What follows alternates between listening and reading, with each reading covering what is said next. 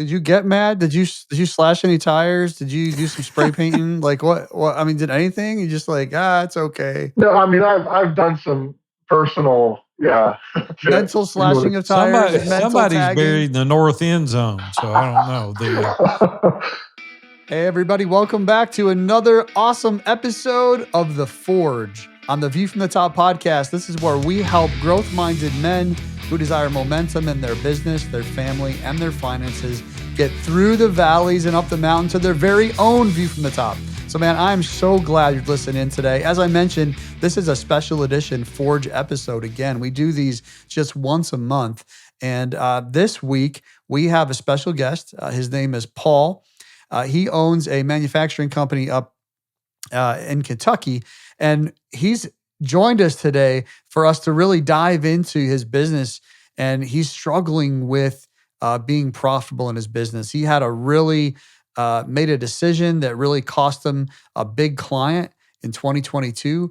And he's working through that in 2023, losing some money, and he's working hard and making some really good decisions. And we get to speak into him today and challenge him on some things in this edition of The Forge. So let's get Big A in here. Big A, welcome.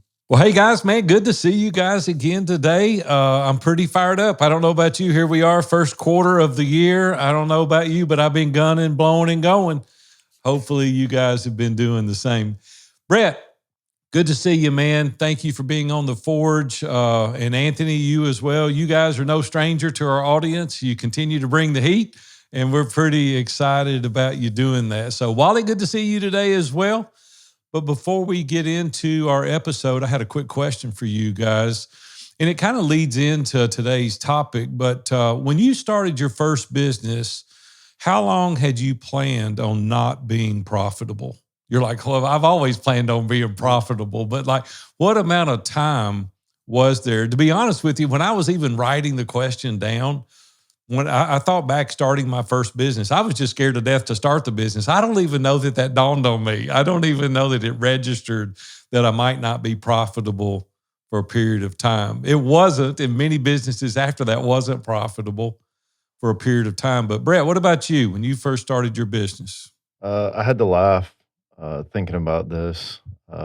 So I had no idea about not being profitable. I was thinking about how profitable I was going to be as an 18-year-old. Right. I had $1,500 when I started. Into that year, I was gonna be the richest 18-year-old with my own business. I had $1,500 at the end of the year, no profit. Period. I You turned didn't go the other way, so that was good. Yeah. What's the word for that? That You was didn't make profitable. anything, but you lose it. It was profitable, but like I planned on having 50% of what I earned in the bank, and I had nothing. Yeah. And I don't know. To be honest with you, I always think back to that, and I started with nothing, so I had nothing to lose. Wasn't married, no kids, so let's just go for it. And really didn't consider anything. It's like, well, if I just work, I grew up working, so as long as you work, you'll make it. So just keep working. You would do that a lot differently today, I bet. Oh, I bet 100%. 100% different. You would plan way different. Anthony, what about you when you started your first business? Yeah. So I have started all my businesses at a profit number or having profit, meaning I've not started anything capital intensive. And so like day one, I've had profit. Now the difference is everything that because it's all been based on my skill set, right? It's the 1099 concept and building from there. The difference where I've gotten hung up, which wasn't your question, but where I get hung up is you can get stuck there because it doesn't require the planning because you're just making money off of who you are. So yeah, at the end of the year, sure, there was profit there every time. And so to Brett's point, like I was always planning on making money or always having a ton of profit. But the difference, I was thinking through this question, the difference being is it doesn't require planning if you're just building on the backs of your skill set. It doesn't. And so that means you go a lot slower because I didn't have X amount of money. Even the real estate I've purchased, like it was cash flowing when I bought it. So at the end of the year, there's been money in it. But where I've got hung up is making the plans, like making the structure that allows me to grow, because I have to grow. I bet today you would do it much differently, though, right? Absolutely. As we go forward, we really learn. Brought a good friend of mine on today. We're going to be introducing in just a minute. His name's Paul. But before we do, I wanted to tell those of you that are listening now a little bit more about the Forge. It's a little different than we normally do. Wally and I normally get on and we talk about certain topics, and we started the Forge to really emulate man in the middle. And we do that in Iron Sharpens Iron every single week. But in this particular episode, we're going to be masking the man in the middle, and we're really going to be distorting his voice just for confidentiality purposes. Like, we want to get the real scoop. And so we're like, hey, if you'll come on, do this, show the audience how we do man in the middle, and let us gather around. We're going to distort your voice. We're going to mask your face, and then you give us the real goods. And that way we can really protect your confidentiality. When you're involved in a mastermind, that aspect of it is expected. Right? We want to be confidential, and that is honored every single week in Iron Sharpens Iron. What stays there is talked about there, and it doesn't go outside of the group. So it's really important that we really protect each other's personal stories. Well, the reason for doing the Forge is something that we want you to have a peek. We want you to see what it looks like to be man in the middle. And I just want to encourage you that when you have competent, unbiased professionals giving you their perspective, it might just be that missing piece that could solve some major roadblock in your life. So I just want to say today that the thing that we're trying to accomplish for Paul, none of this is scripted. Like, we haven't preset the questions and the plan. Like, we did get some information from Paul. He answered some questions to give us context, but we haven't sat down and planned out exactly what we're going to ask him. We wanted it to be genuine. And so the problem that Paul is trying to solve for today is he's had years invested in his current business, and he wants to know, how long do I stay on this path, barely kind of scraping by, and what should I do to make the business more profitable? So, Paul, welcome to the Forge, Iron Sharpens Iron. Give us a little more context around what it is that you're trying to solve, and let's dive in. Hey, thanks a lot. And I'm super excited to be on here. Thank you, Big A, Wally, Anthony, and Brett. And I'm super excited, a little nervous about it, but excited to see what the results are going to be. So in 2023 was a extremely hard year for us as a company, and lost a lot of money over the deal. And now we're trying to, put our company back on track. And so I thank you guys for reaching out, and excited about this time. Yeah. Tell us a little bit more about when you started, what was transpiring. Give us a little history. We've got some context, but for the listener, give us a little more context. Absolutely. Yeah. So the company that I now own, my brother started it in 2009. Just a small manufacturing company in the construction industry, and we did great. I worked with him for kind of on and off. I was also full time into construction myself, and would kind of give him some backup support when he needed, when things got busy. So I was very familiar with the industry as well. And then in 2017, I came on with him full time. And then, since that 2017 mark, we kind of talked back and forth what it would look like for him to sell and for me to take it over. So we went through that process, and I bought it from him the beginning of 2020, not knowing COVID was going to hit. That COVID year was actually our biggest year to date. So it was a crazy ride, but it was a fun experience. And then 22, jump into 22, we had an incredible year. And then 23, some things went down. We lost one major client, was our actual single biggest client that had produced about half of our annual revenue. And we lost that client at the beginning of 23, and which just put a huge hurdle for us. And now we're here building back the beginning of 2024. Paul, quick question for you.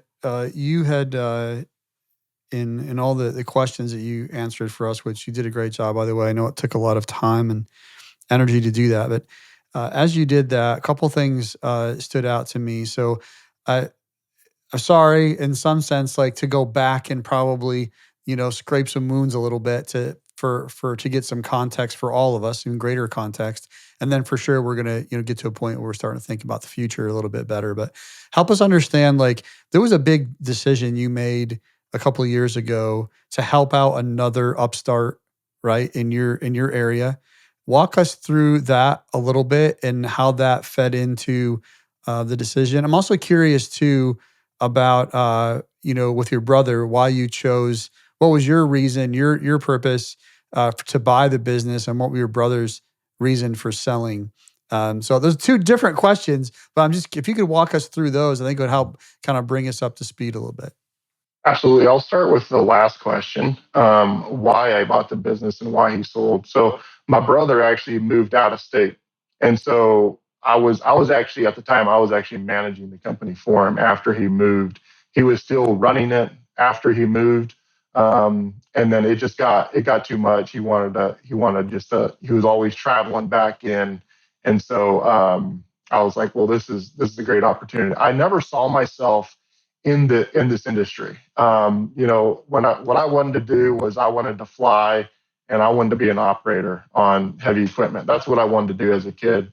But so then this opportunity came up for me to take over the company, and all along my plan was to keep it super small, maybe 2 or 3 employees, and just kind of do my thing. But as I got into it and as I got into leadership, I started seeing the potential that I could have in other people's lives as far as, being a part of their journey and, helping them, achieve some of success and dreams that they wanted to do. And so as we started growing and we started hiring people, these employees, they would, buy a house and buy a truck. I was like, wow, this is awesome. Like, I love that I can serve in this way. And so now I don't necessarily look at myself as in this industry necessarily. I'm very familiar with it because I've been in it all of my adult life. But now I look at my job is simply leading people and being a part of their journey and just helping them succeed. So it's not necessarily that I get just a huge kick out of and just passionate about the product that we do, although I am. That's kind of just, the thing that gets me out of bed is that I get to work with my people and my team and help them in their success. The first question was, why did I help this other family? So in the community here, there was a family that wanted to do the same thing, and they approached me. They were like, "Hey, do you want to sell?" And I was like, "No, I'm not interested in selling. I'm enjoying what I do." And so it went by, and they came back to me, and they were like, "Hey, would you consider it again?" I'm like, "No." And then so I was like, I kind of counter offered. I was like, "Hey, instead of you starting up something and being my competitor, why don't I help you? And you can be a sub shop for us, and we'll supply you with the work, the material, all the design and estimating, the logistics about it." So that worked great. They came on, and hindsight is always 2020, right? So I should have done a lot more due diligence and having contracts and expectations, but it was all over a handshake. So we started going, and it was phenomenal. We had 2 good years of that, and then the end of 22, they decided to go out on their own, which is fine. I mean, that's totally up to them. But with that, they were very close with our single biggest client. There was actually family involved with the 2 companies. So the company that I helped start, and then the company that was our single biggest client, there was family involved. And so when they decided to go on their own, they took that company, which is understandable if you look at it from that perspective. So that was right out of the gate. The beginning of 23, we lost half of our sales and half of our production capability, and we had built up our team to maximize what we thought we were going to do, about 4 million in 23, and brought us down to less than half with that, with those circumstances. And you actually had a loss in 23, is that correct? Absolutely. Paul, what is some of the processes that you've put in place going into 2024 that's different than 2023? What are some things that you're doing different now? One big thing is maximizing our team. I'm kind of it's kind of just who I am. I like everybody, and I'm pretty easy on everybody, and I give everybody the benefit of the doubt. And that's one thing I've learned is, holding people to expectation and then simply letting people go that don't fit our culture and doing that quicker rather than later has been a big thing. We were talking before, having to fire a salesperson that simply just didn't fit our culture. Those things will drag you down so bad if you have them on a team. So, notes I took, Paul, rest and renew is horrible. Not happy with the business. Looking at profit margins over the years, do you truly want to maintain and take this business to the next level? Is this where your heart's desires at? I mean, if it was in order and you were making a profit, things were good, would rest and renew be good? And would you be happy with the business? Would you rate that differently? Okay, you might need to ask that question again. So if things were in order and you were turning a profit, would you be happy with the business? Is this where your heart's at? It is. It I is. have the most experience in this, and Yeah. I love what I do, 100%. Yeah. And you said earlier that, waking up each day thinking about your people. So on average, based off my numbers, 2 to 4% profit, and that's business doing well, or could it be better? Like help me understand what potential you have in the business, what market share, how do you get more market share? Like, what's your potential to build this business to so that we know, for me, knowing what the end result looks like? Yeah, absolutely. Great question. So yeah, 2 to 4%, and that so a lot of this is like I felt like I've had to build this business from scratch because even though I bought a business, there was so many things that were in place. There wasn't processes. It was a 1099 company when I bought it, and so switching that to a W-2, and then all the expenses that go with that have accumulated over this year, and so like I said, like a lot of times I feel like I have worked this thing from the ground up. There is a lot, like our material is high, and it might be a mistake on our part, but we've tried to keep our numbers low to try to get in with some of these customers. We have, to give you a little idea of some of the potential. So we were working in 22. We worked with one major lumberyard company, and then all the rest were just small, really small, like maybe $100,000 to $300,000 clients, and then some contractors. And so now we lost that big one, but now we have our foot in the door with about 6 more. That the smallest one of those is about the size we lost. So there's huge potential there. A lot of these companies will work with 2 or 3 other different suppliers. So now it's a matter of coming in there, building relationships where we get more of their market share. And we are lower in depending on what region we're working in, we are lower than competition.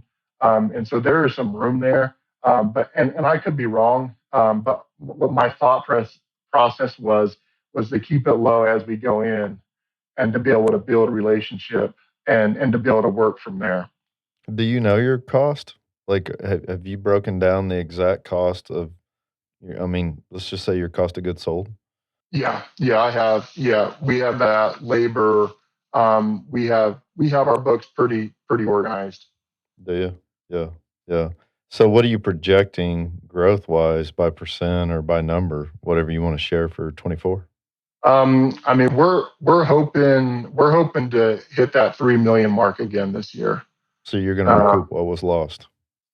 That we're hoping to, yeah. And with the places that we have our foot in the door with, it's available. Like it's the potential's there. It's a matter of if we can capitalize on that or not. Yeah, yeah. So what are you gonna do? I mean, it sounds like to me you've fixed the financial side, right? Or wrong? Well, we'll see. Our labor's super high and our materials high. And that was some of the questions I have is like, how do we work with that? One on the material side is I'm hoping to join a buying group, Mhm. but we have to be at a certain mark as far as volume before we can join. And so with this buying group, we can get material costs you know, at a way, a lot bigger of a discount, but we've got to work our way up to that point where we're buying enough. So what does it gotta take to get there? Do you need an outside investor? Like, what are Um, we so the last time I spoke with them, they had, a certain amount of dollars over a 3-year period that mhm. we had to be buying before before they would even look at it. So what's What's your the yearly disparity on that? cost? What's Sorry. the actual disparity on that? So disparity. Right. So what's the like? This is what they said. This is what you have. If you average it out. Okay, so I think they said it's been a little bit, but I think it was like 3 to 5 million over a 3-year period. But like last year we had about $500,000 worth of material that we bought. Wow. So you got a long ways to go. Yeah, which our sales were less than half as well too. That's true. Yeah. So it Well, is just for a big. second, for clarity for me, are you saying that 2 to 4% is a good margin? That's No, what the margins are now. What is a good margin in your business? um, a good margin would be 15%. I also dream about buying other companies like what we're doing, and we've looked at some, and some are producing up to 30%. So help me understand. Say perfect year, we do $1 million, you make 30%. So pull 300 grand. How is those dollars made up from whatever's left? Where do you spend those dollars? Does that make sense? Where would I? Like, Yeah, are you like talking net where does profit? your cost come from and what percent of that of what's left of the 70%, right? So we have 700 grand left. Where is that cost made up? It's what it costs you to make $1 million. How much is your Uh, material? so last year our material was about 48%. So consistently year over year, going back to 2019, that's where my numbers start, to 2023, you would say they're 48%? No, we have done better. Like 22, I don't know the exact number on that. I don't have it in front of me. Yeah. Would have been better than that. Um, Okay. but last year, 23 was like 40, yeah, 48%. Okay. So then let's just call it 500,000. So we got 200,000 in labor, and So that's your our total labor cost. last year was 45%. Really? And how Yeah. much of that's in sales versus labor actually building the product? So in sales, um, we had 40,000 in sales because we Wow. had we had a sales that come on that we fired. We actually fired 2 salespeople last year. So sales wasn't up crazy, and then we had our office staff. I can look right through here. So you have full-time office staff there, or do you Yes. outsource? No, Okay. we have full time. Yeah. So our office staff is that's design and estimating. That's myself considered as an office staff. We're Mhm. at about two 210, 220. And then a lot of the rest would be, our, production. Wow. So, when you say that these companies are making 30%, are they making that much margin up on their material? It Because depends labor on, is gonna be labor across the board, right? You're yeah. all gonna, unless they use technology. Well, technology is a big thing, which we did get a new saw the end of this year, which is huge for us. Okay. Um, but it depends also where you're at. So, like if we go south of here, we run into some pretty big competitors that are super cheap. Like, and what I mean by that is that, their material is, number two and number three, where we use all number one. That's just kind of how we've been out of the gate. So we have a high quality product, but it's super hard for us to compete. We're always 10 to 15% higher if we go south of here. North of here is a little different story. We have some competitors that we work with that we're at the competitive price or sometimes 10% less. Okay. So where I would like to go, and then of course I don't want to take all this time, but I want to go from the numbers. We've kind of established some numbers. Okay. So help me understand what's fixed and what's variable, because at fixed cost, very little change. Variable is where we make up margin. So it sounds like to me the only variable expense we have is materials, right? Correct. Yeah. And even in that, there's like, we have some limiting factors because of how small we are. So how much would we save if we went and got $3 million in cash to go buy a load of lumber? Like how much percent on that material if it's 48% of your cost? What Okay, would it so make up in $1 million? I'll back up a little bit. If and you asked the question about investors or whatnot. There is potential there, because what I would love to be able to accomplish is to be able to buy my material like 2 times a year. Like every year you have about 2 dips in the year where material will drop to like nothing. I mean, they are basically pricing it so they can move it on.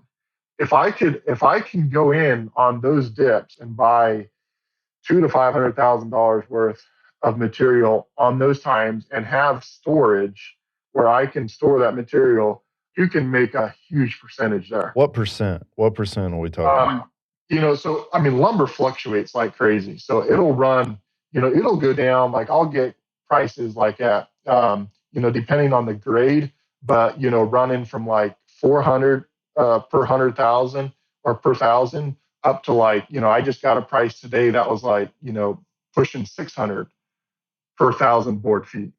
So if it cost us 500,000 to do $1 million in revenue and we bought at the right time, how much would that pack? Same amount of lumber cost you? I couldn't. I would have to type that out on the board footage. I'm But with Paul. I'm Those guess are some real fast number crunching, Brett. You're pretty good at this. Is it 5% or 50%? Yeah, let's just throw it out there. Like, yeah, 5% or 50% savings.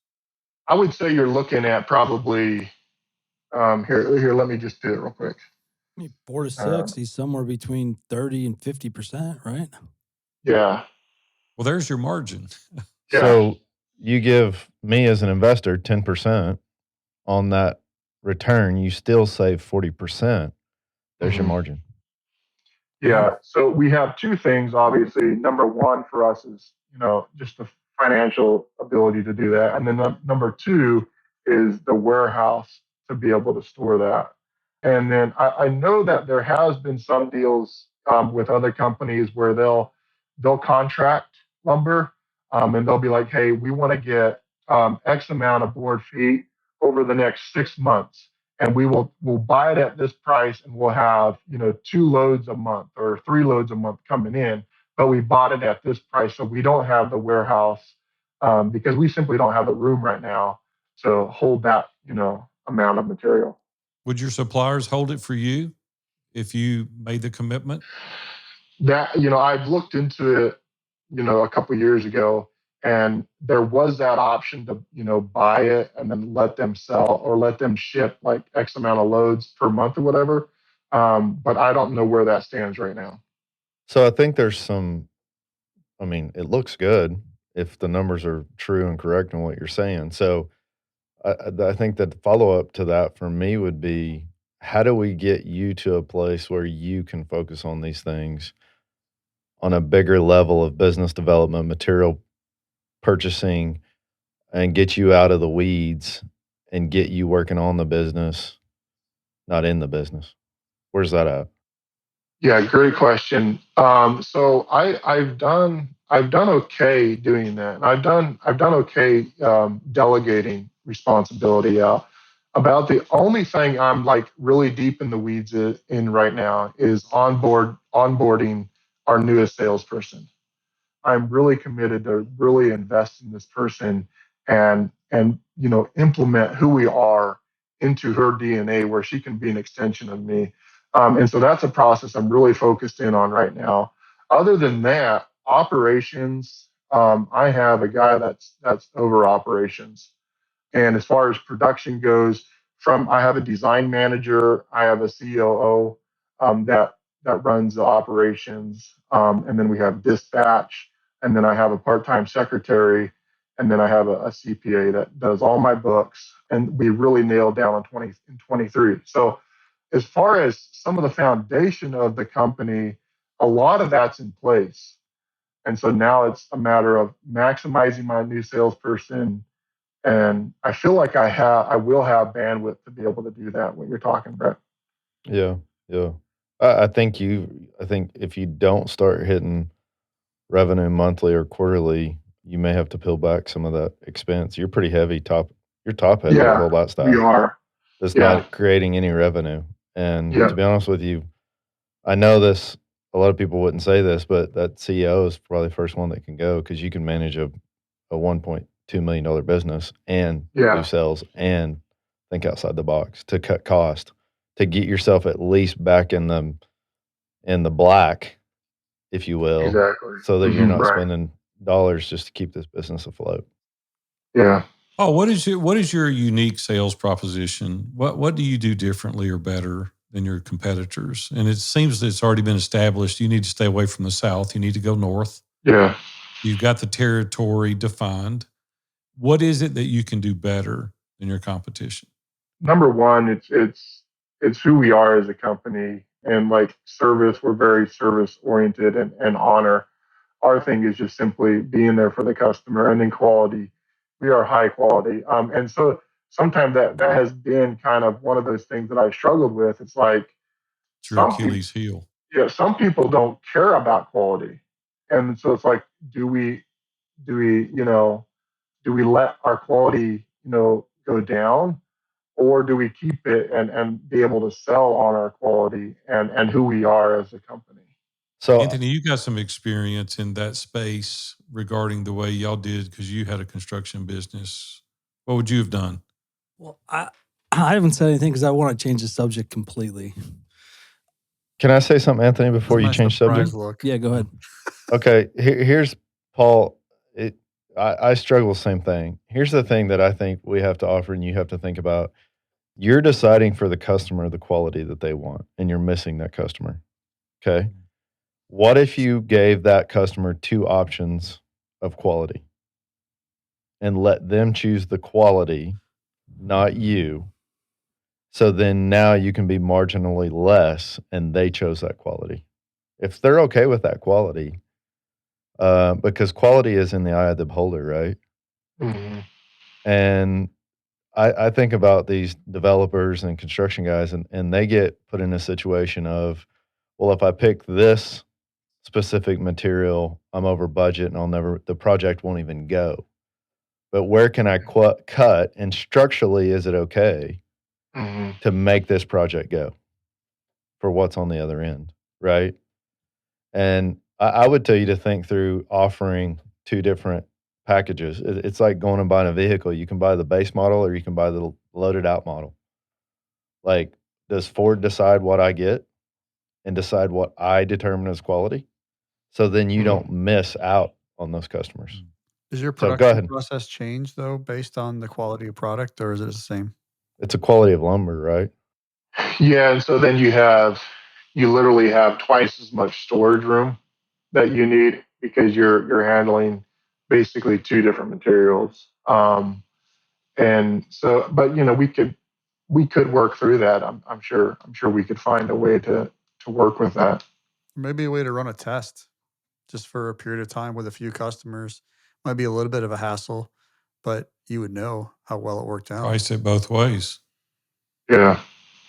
Before we move on to Anthony, real quick, I want to come back closer to the beginning of the conversation. Actually, Brett had asked you a question about what are some things you're doing, or Big A did. What's some things you're doing now, right? In 2024. One of the things you mentioned was you are looking at building relationships with other I don't know what you actually call them, but customers essentially that you didn't have before. You hired, I think they started yesterday or today, your third salesperson that you've had recently. Monday, So yeah. Brett, sounds like you're investing more effort into them specifically, which is great. Will they be working on those bigger relationships? Will you be working on those? Like, what's your thought process on what needs to happen there with those relationships? So I don't want you to answer that question. And I know this isn't my podcast, but that's the direction I was going to go actually. So I was sitting here listening. Well, I stole your question. Kind of, sort of. Awesome. I really like listening to the tactical of this, and then I was thinking, well, how do I want to ask this question? And I thought of all kinds of therapeutic ways to not ask it and get you to come to the conclusion. So I'll just tell you where I came at this. When I heard your story, I didn't hear, and it doesn't matter what you call it, the word I wrote down was grief. There was no anything. So it was I would have done the same thing if they would have done, that's a good, like very melancholy almost to a point, not depressive, but just kind of melancholy, right? There wasn't anger, there wasn't depression. So there was no swing. It was like right in the middle. And so I literally wrote down the question I was going to ask was, have you grieved this at all? And what I mean by that have you settled that change out? That, hey, they took 50% of my business. And so then I'm just keep listening, thinking, and really the question that I come down to is, are you the person to run this business? And hear me out for a second. I didn't say own this business. I didn't say set culture. I said to run this business, because you're talking about, hey, we got these 6 or so good potential customers that are going to actually, sounds like potentially you get 2 or 3 of them, you're going to blow up is what it sounds like. And are you the person to be pushing those things? Because it seems as though that's not your personality. And so I look at your personality, I say, your personality is great to care for people, but not necessarily great to be a bulldog. And I say, that's fine. Let's put you in the seat that allows you to maximize your personality and find somebody to sit in the seat to maximize what you're missing. And just straight out acknowledge, I'm not that person. And I don't know you well enough to like put these definitive statements on you.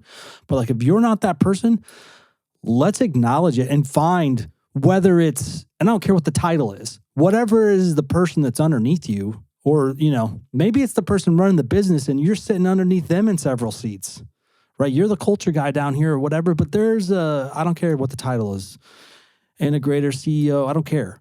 The person that is pushing that hard, like that's closing, because there is hard conversations you need to have. There's pushing that needs to happen, and even aggression that needs to happen, not in a negative sense of the form, but like push that thing over the line. I'm not sure if you're that guy inside this business. And the only reason I'm saying that is based on the way that I've seen you react to the catastrophic type activity. Is that? So maybe I don't even have a question, Kevin. Maybe I just wanted to make a bunch of statements without a question. But that was going to be my question is do we need to find somebody, and I'm with Brett, like we talk numbers, we can't just plug somebody in. We're already way too top heavy. I get that. But do we really need to find somebody that can be that pusher, that I keep wanting to call it a bulldog, like for you, like that bulldog, so that you can not be the bulldog. In beast mode, man. Yeah, because that's not your personality. We can let you live into your strengths if we know what they are and what your weaknesses are, so we can find somebody that can live into your weaknesses. Yeah, I've actually processed that a lot. To your first question, as far as grieving the process, I don't know. Like my wife and I have talked about that. I'm like, I couldn't tell you. I probably haven't, like acknowledged it for what it is. And then the second item there, the second topic, I have literally talked about that with my team, and have told them I believe that I think I could find someone to run the company better than me. And just like you were saying, I'm the culture though. Yeah, I'm not giving you like a system and process for what that looks like. What I'm saying is you're the care person. Okay, let's not use business words. You're the care person. Okay, well, let's find somebody that's not the care person, right? And use that, get that person. A beast mode. I love that, Kevin, right? Like be that beast mode person that's going to help. And as far as the grieving thing, I'm not talking about like clinical grief here necessarily. Right. What I'm saying is, have you just kind of been like, I'm just going to not think about it? Because what eventually is going to happen is we are going to have mental issues, associated mental things where we're going to have to sit you down because you are going to have, call it a breakdown, call it a whatever, because you didn't at least think through it, process it a little bit. Maybe it's get mad, maybe it's get sad. I don't care. And push through it. I just didn't feel like there was any emotion associated with that at all. Did you And get that's why I mad? just Did wanted to point you out. slash any tires? Did you do some spray painting? Like what? I mean, did anything? You just like, it's okay. No, I mean, I've done some personal, Mental slashing of tires. mental Somebody's tagging. buried in the north end zone, so I don't know. Paul, to Anthony's question, have you ever done a personality test to see what your zone of genius is, Yeah, I was what going to your ask, competency? have you done working? That's what I was genius? asking Paul. I mean, have you done that? I have not. No, I've done different like strength finder tests and stuff, but not. I think I never. Offline, Wally will give you some of those. He's got a number of good ones. Anthony's got some he can give you. Well, When actually, you think about, I can't say it offline. We got a bunch of listeners, so I will put those in. We'll have those in the show notes as oh, well. put them in the show notes. I forgot Working we were doing an Genius interview. and Colby and some other ones. So yeah, that'll be good. We really make that a big part of what we do here, and it really aligns you with your strengths. When you think about nurturing some of these larger relationships, let's just call it a half a dozen relationships. Does that excite you? Do you feel your giftedness in being able to do that? Or is it like, well, that's not me, and I don't have the skill or the experience, or I don't have the desire or the passion? What are your feelings around that? That's a great question. I'm not the person to go in and like have a cold introduction to a company. Like I hate walking in the door. They don't expect me. Like that's not who I am. Who I am is I love when there's some kind of expectation about who I am. Like if it was a referral or somebody, and I absolutely love walking in and bringing myself, my presence into their space and being with them. Like I just got a client the end of last month, right at the end of last year, where I did that. He expected me, and I spent 2.5 hours with him. I took him out to eat, and that just builds me up. I love doing that. We got them as a client through that. So that's who I am. That fires me up. it's like the unassuming closer. Yeah, exactly. Yeah, but that's not run of the mill for your industry, though. You've got to have boots on the ground. You've got to be in front of these guys all the time. Yep. There's got to be a constant presence, right? But Yeah. that exhausts you. So you're not going to get many warm handoffs in your industry. Like you can close them once you've got them. Exactly. But you've got to go out and be aggressive to get those. And I think that's where Anthony's going, is you've got to identify the players in your organization. Yeah, I actually was with that. I was actually looking at the other end of it, which is you're the guy that takes them out to eat. You're the guy that builds the relationships. You figure out what they need and if you can provide it for them. And then someone else comes out and lays down the hammer and does the close, negotiates the pricing, the delivery, right? Like you've built the relation, and maybe you're the guy in the middle, right? If we're talking tactically, maybe there is a chaser. You're the guy in the middle and there's a closer. And I mean, I've got a client right now that's exactly how he's the guy in the middle. Like that is his work because that's how his industry is. But maybe that just seems like that's your place right there in the middle, but it doesn't seem like you're the guy on either end to me. Yeah. I have a saying in my business that I'm the hunter. I have butchers, so I drag the meat in. This is very redneck. I drag the meat in, but if it's up to me to butcher it and process it, it'll be run. So then once the butcher's done with it, then it gets processed and it has to go to the cooks. If the cooks don't cook it, then nobody eats. Top to bottom. We all play a part, right? And to help me stay in that zone, that's where I need to be, right? So you would be that guy. You're the hunter out dragging it in, right? Mm-hmm. So that's how you live in that zone. So who's going to do everything else in your business and do it well? You know what I'm saying? Yeah. So that's for me. That's how I try to look at things. And when I get out of that, then other things start falling apart around it. But that's where I need to be. And actually, I love that. Like if I could do that Right. all day, every day, Mm. then that's all I'd do. Paul, we may be a little late on this question, but the person you just hired, did you go through this exercise? Did you go through some of these personality tests to find out if they're capable and competent to do what you desire for them to do? Yeah, we vetted her pretty hard. I don't know if you remember Jared. He was in our last live event. Mm-hmm. He has really helped me. And he works with a company that also has these different sales assessments. And so we took her through 3 different of these Good, assessments. And good, that company said that she's in the top 10% of all the people they assess. good. So we feel like she's pretty competent in what she does. So you're on the right path, right? So in light of that, this is the question I also had, I don't know, probably 20 minutes ago, which is we had a problem. The problem seems to be being corrected. We're predicting a rebound financially in this. We have a salesperson. What's the problem?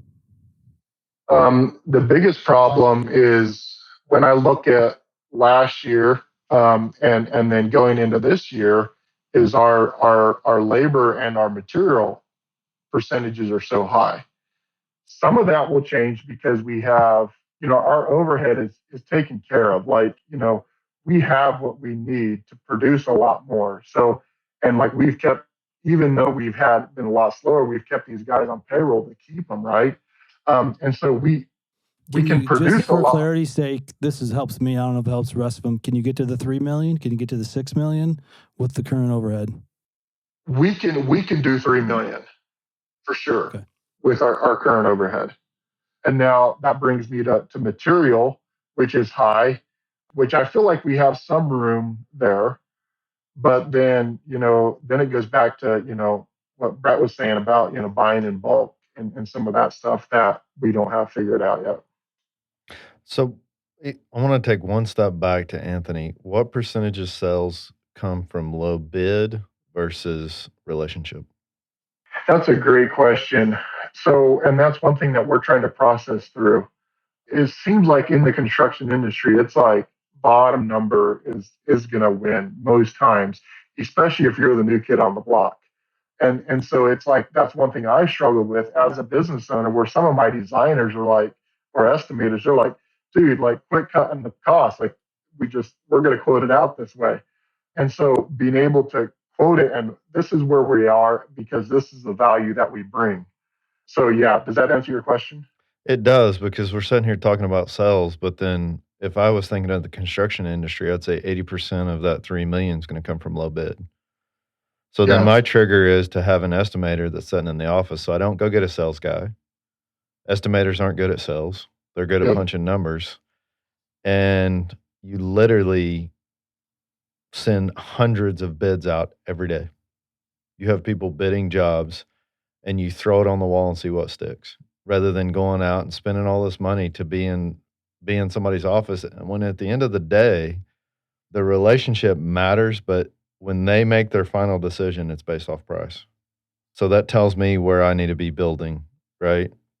And then I start looking nationwide and go to areas in market share where I know that I can compete and just go at it in that area. I mean, honestly, your estimator is yourselves in a way. They're just not good at going out and building relationships. So then who's going to do that if it's a relationship-based situation? But I even read an article the other day that if in estimating you see that you have a 75% chance, you as the owner or the CEO has the chance to make that sale from 75 to 100%. So that's where your estimator steps in and says, hey, I need you to take it from here because we're at 75% and you go close that sale because they have a different respect for you. So I don't know. I just think that helps not to push sales because people aren't walking through your door. I think there's probably some sales areas, but you got to focus on getting a lot of bids out there. I mean, I remember one time we were bidding 350 jobs a year to get 50 to 60 jobs. So how do you look at that when it depends on the complexity of the project? It's going to cost us, between maybe $300 to $800 to quote that project. Why does it cost so much? Well, it's time. So we design the whole project, and it's through our software we design it. The designing is what takes the time. Estimating is simply what our software produces. So it's a matter, and some of these buildings that we quote are extremely complicated, multi-level, and it's a matter of designing. We take the plans, we get down on them plans, and we build that thing, the structure. And so the estimating is basically we can punch our numbers in, and depending on the material and how we have our presets will give us our quote. Do you have to design it to get your quote? Yes, pretty much. We have ran some kind of just some quick running, but then what happens is if we get that order, then there's so much of redesign if we haven't done it well in the first time. And that's how everybody in the market does it. They design it and sell the job as a package. Mm-hmm. Yeah. And then you just get made me think of a new business. Yeah. Do the designs and sell it. So make it a variable for everybody else. We actually work with a third-party company that they have implemented some AI in it, and we can buy a seat where we have 2 designated designers for X amount of dollars, and they will design X amount of square feet per month, and so we can upload it to their customer portal, and they take it on. And if we buy that seat, they'll guarantee us a 3 to 5 day turnaround time on those designs. I always say procrastinate on purpose, the funnel of automate, eliminate, delegate. Funnel everything through that. Every task that happens in your business, take it through that funnel. And if it stops at one of those, automate, eliminate, and delegate. And if you run it through that funnel, if you look at that funnel, can I automate this? Can I eliminate this? Can I delegate this? Even outsource, delegate. If it makes it through the bottom of the funnel, that's what I need to do inside of my business. Outside of that, so like we could build 3D surface models in-house. I can get them built for $150. It would cost me more to deal with it. So I can delegate that for pennies. So I delegate every surface model that goes through this business, right? If we have time, we'll build it, but I can't tell you the last time we built one. Yeah. So then you're taking that fixed expense that you have in your business that's hurting this overhead number, and you're making it a variable. And if you load up on work and you're busy for months and months, you don't have to pay that expense, right? Yeah. Or if you get slow, you're not carrying that expense. So I really try to separate things from variable expense versus fixed expense. Paul, as we wrap up today, just thinking through some of the decisions that are before you, is you got to think, first of all, you don't want to be the cheapest guy out there. It's a race to the bottom, and you don't want to do that because you got to be profitable. There's a division, there's a dividing line somewhere to say, hey, these are the margins. And it's the thing that we were talking about earlier. You've got to make that decision, whether you make it up on expenses or whether you make it up on the buy, or the sell. There's multiple ways here to get to your margin. You got to first identify what that is. Wally, any final comments for Paul as we wrap up today? Yeah, I think I appreciate the fact that my observation is you have a pretty level head, and you're not letting emotion drive you one way or the other. And so there's a lot to be said for that. So just encourage you to keep that up. Brett, any final comments for Paul as we finish up today? Yeah. I would encourage you. We're actually working through this. Build you a spreadsheet with your customer list and identify why they buy and why they make the decision to buy from you. After with everything we've went through, I think that's going to help you decide what you need to be focusing your time on, and identify all those customers, and just learn your customer and learn how to make more sales to get that revenue up, to get to the point of buying that lumber in packages like we talked about. And getting to that point, that would be huge for your business, I believe. Huge, yeah. Anthony, any final comments? Yeah, I'm actually going to, I think, piggyback on what Brett was saying, because I was going to bring up something we hadn't really talked about, which was the client journey. if you can identify, if it's an 80-20, like Brett said, shoot, forget about the sales and go, whether it's design or estimator, I don't care what you call the person. I mean, I've had the privilege of watching Brett's business grow, and like some of those changes are huge. If you can, but if it's the reverse or some type of the reverse, figure out what it is and then figure out how you can walk new people through that client journey, because that's going to get them. It's not what the industry expects. You're going to be a disruptor, and it's not going to be a race to the bottom anymore. It's going to be a race to where you want it to be. Yeah, man, I'm so excited today to be able to hear this input. And I just want to say to the people that are listening right now, if you're not in the middle on an ongoing basis, really diving into your personal business, man, get some guys around you that you can meet with on an ongoing basis. I promise you, it's going to give you a perspective like you've never had before. It's going to have the ability to hold you accountable. It's going to walk you through these journeys. As Paul has said here today, I know his mind is blown for an hour with going through all this, but he's going to have a time that he can really sit back and digest and make the decisions that he needs to make going forward. So if you're not doing that in your business, I really encourage you today to really think through who are your unbiased, trusted advisors that is hearing from you, like we've heard from Paul today, really uncover the situations in his business that are making him not as profitable as he would like to be. Paul, thank you so much for being here today. I'm encouraged. I'm so thrilled that you're going to take some of this and go back and make your business better and bigger as we go forward. Guys, I want you to do this so you too can have that view from the top. Thank you all for listening in again today to this episode of The Forge. We do these special episodes just once a month, usually the last week of every month these episodes come out. So please be sure to tune in every week, but especially that last week if you guys are interested in learning more, hearing more of stories of like Paul's and being able to be a fly on the wall and listen in. If you want to be more than a fly on the wall, you can go to viewfromthetop.com/group where you can join in on this conversation, as well as take this conversation even further for you and your business. So we will see you next week.